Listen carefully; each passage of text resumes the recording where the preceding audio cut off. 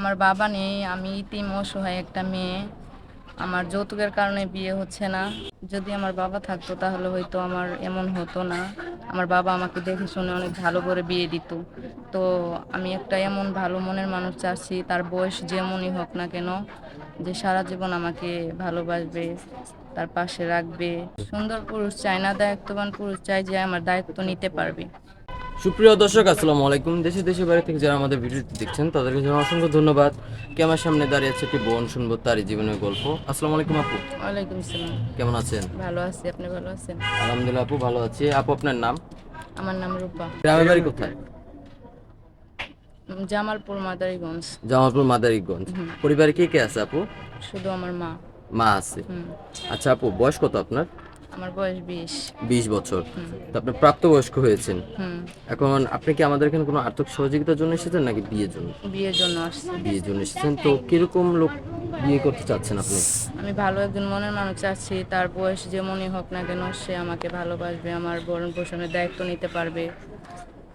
আচ্ছা, বৃদ্ধ হলো সমস্যা নেই? না, সমস্যা নেই। আচ্ছা, আপনি তো একটা যুবতী মেয়ে, 20 বছর বয়স, আপনার একটা বৃদ্ধকে কেন বিয়ে করতে চাবেন আপনি? কারণ আমার যৌতুকের কারণে বিয়ে হচ্ছে না। ও, যৌতুক আপনার বিয়ের জন্য অসুবিধা হয়ে দাঁড়িয়েছে, তাই না? হুম, হুম। আচ্ছা আপু, এমন কোনো ভাই যদি থাকে যে বিনা যৌতুকে আপনাকে বিয়ে করবে, আপনি রাজি থাকবেন? হ্যাঁ, আমি রাজি থাকবো। যদি কালো হয়?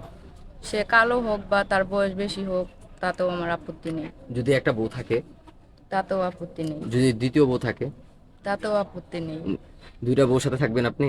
3 নম্বর বউ হবেন? হ্যাঁ, হব। আচ্ছা আপু, তো আপনি কি কোন ক্লাস পর্যন্ত পড়াশোনা করেছেন? বাংলা?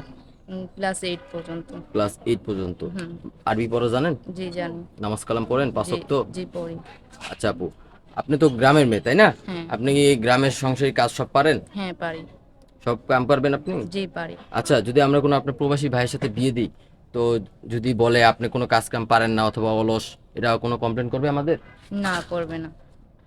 কোনো অভিযোগ করতে পারবে না আমাদের? জি না। আচ্ছা, কোনো ভাই যদি আপনাকে ভিডিও কলে বিয়ে করতে চায়, আপনি করবেন? হ্যাঁ, করব। আচ্ছা আপু, আপনার সাথে যোগাযোগ করবে কিভাবে? আপনাদের মাধ্যমে। আমাদের মাধ্যমে। হুম। সুপ্রিয় দর্শক, ইতিমধ্যে দেখতে পাচ্ছেন স্ক্রিনে একটি নাম্বার, এই নাম্বার ইমো হোয়াটসঅ্যাপ খোলা আছে। কেউ যদি আপুর সাথে যোগাযোগ করতে চান, সরাসরি ভিডিও কল দেখতে চান, আমাদের সাথে যোগাযোগ করলে আমরা আপুর সাথে যোগাযোগ করে দিব।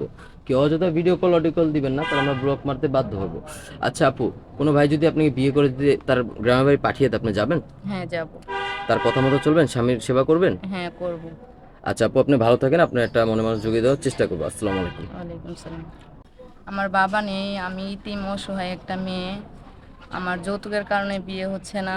যদি আমার বাবা থাকতো তাহলে হয়তো আমার এমন হতো না। আমার বাবা আমাকে দেখে শুনে অনেক ভালো করে বিয়ে দিত।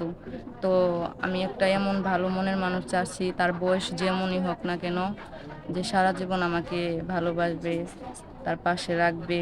সুন্দর পুরুষ চাই না, দায়িত্ববান পুরুষ চাই যে আমার দায়িত্ব নিতে পারবে।